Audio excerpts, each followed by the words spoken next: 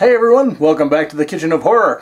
It is now time to make the most fun substance ever in terms of pumpkin mache and modeling, and that is paper clay. And well, this is how you make this stuff. It's fantastic. We have here some of the standard paper mache paste formula. Totally basic, you've all made it before. We're going to be adding two different ingredients to make it into paper clay. The first is drywall joint compound. The second is paper pulp. Not all this. Not even vaguely all of this. Don't worry. So there we go. It is important to have a couple of things. Number one, a separate container to mix it in. Number two, a mixer to mix it with that you will never ever use for food again. And a measuring cup. To begin, you can start with the paste or you can start with the drywall joint compound. I'm going to start with the drywall joint compound because it's the day I'm doing this, and that's what we're going to do. 1 cup of drywall joint compound.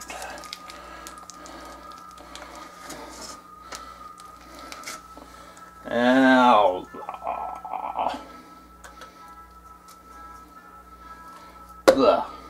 appetizing, huh? Good. Then we cover it on up. I have enough paste here to make 2 batches of this stuff, and I plan on it because, God, I love using it. Then, 6 cups of mache paste.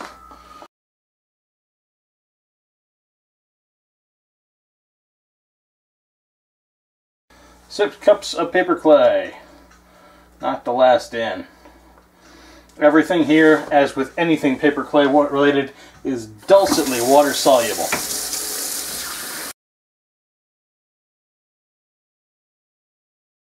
Your drywall joint compound and your mache paste. Next step is to blend them up.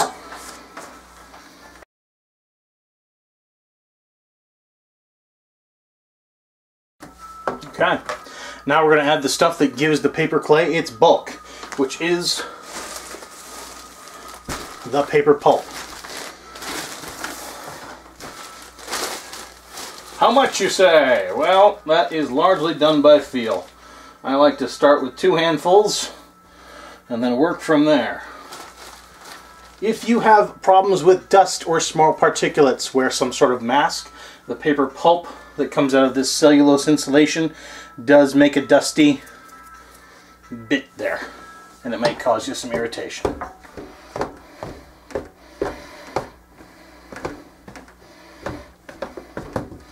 And then we mush the paper pulp into the stuff, and you could even blend it.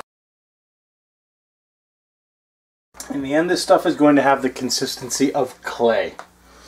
A very loose, fluffy, papery clay, but clay nonetheless.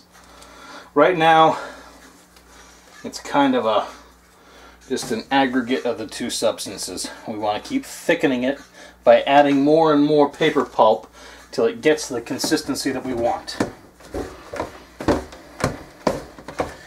Eventually you will get to a point where you will not want to use your mixer. It's going to get so thick and viscous that you will burn out a motor if you try to mix it.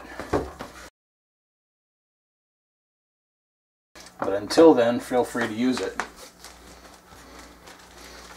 How do you know it's about to burn out a motor? The nice happy whirring sound becomes a strained groaning sound. Then it stops working, and then there's smoke. And then you have to go out and buy a new one because that never happens to anyone. Ever. Certainly never to me.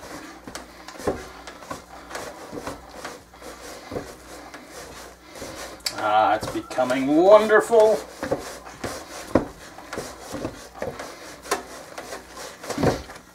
Okay, this stuff is thickening right up. And I can still mix it with the mixer.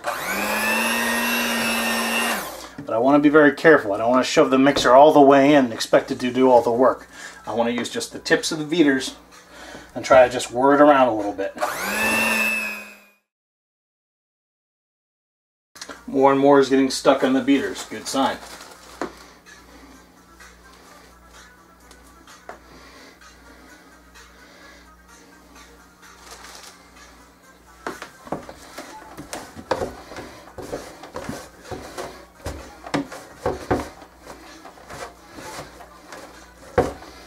Okay, now it's really starting to aggregate, which is fine.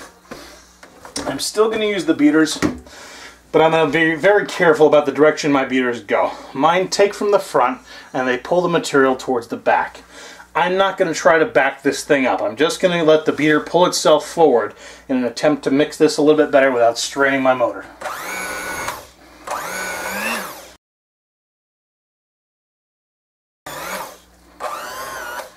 Alright, hopefully you've heard the change in pitch of the machine, as it's really having to work. Alright, now you can start testing your mix to see how good it is. Keep your hands well away from the beaters and grab some. Good paper clay really should not stick to your skin very much. It should want to stick to itself much more than it wants to stick to you.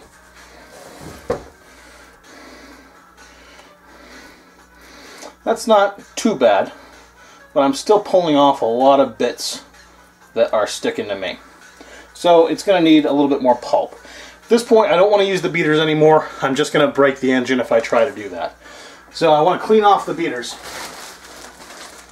And before I touch this machine, I'll make sure it's unplugged.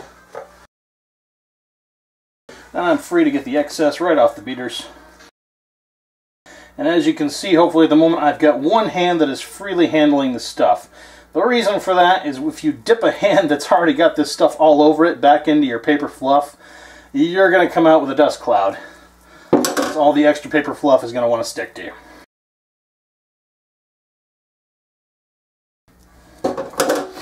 Alright.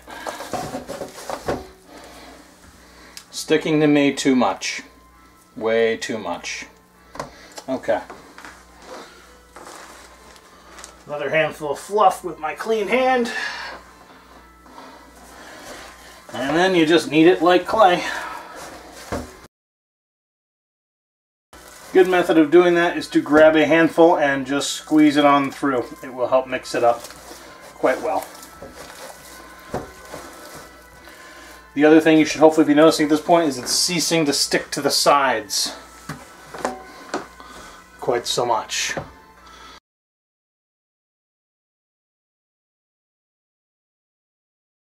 Fantastic.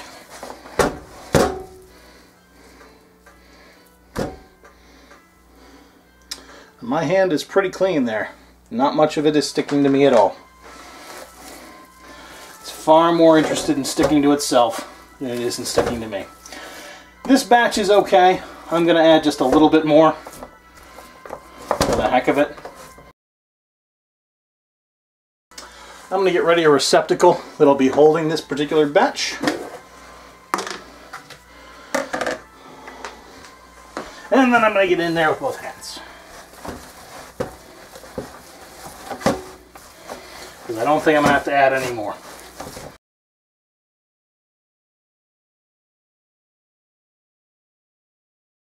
As you can see, my hands, apart from a couple of clumps, are relatively free of the substance.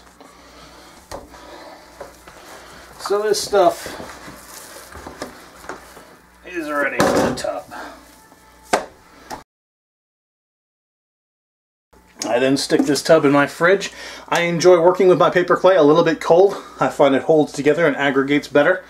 But if you make it sufficiently clay-like at the beginning, you can start working with it right away. I'm going to make a second batch because, well, I'm making 2 batches and this is the best stuff in the world. Give you an idea of how easily this stuff cleans off.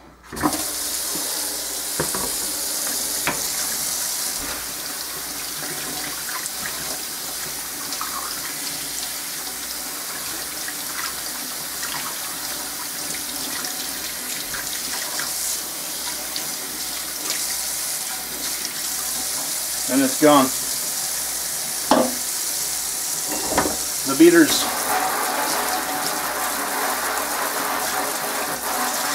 And they're clean. Obviously, if you have a sink with any kind of loop at the bottom, as most people have for catching rings and other crud, be careful. Some of the paper clay material obviously will sink down in there, and you may find yourself cleaning it out at some later stage. I've not had a problem with that myself.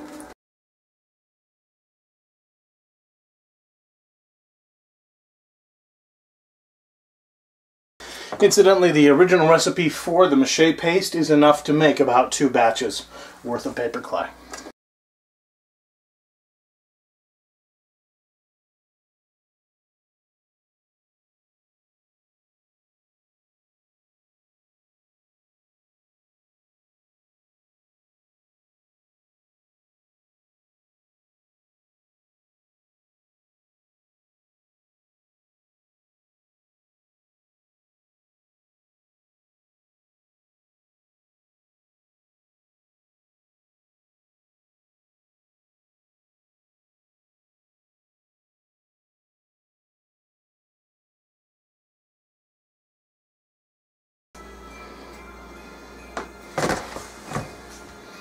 And there you have it. Paper clay, quick, easy, simple, and dirt cheap, most importantly. I'm going to give this all a quick wash and rinse up. It's going to go like no problem because this stuff is super easy to clean. And I will see you all back at the pumpkin.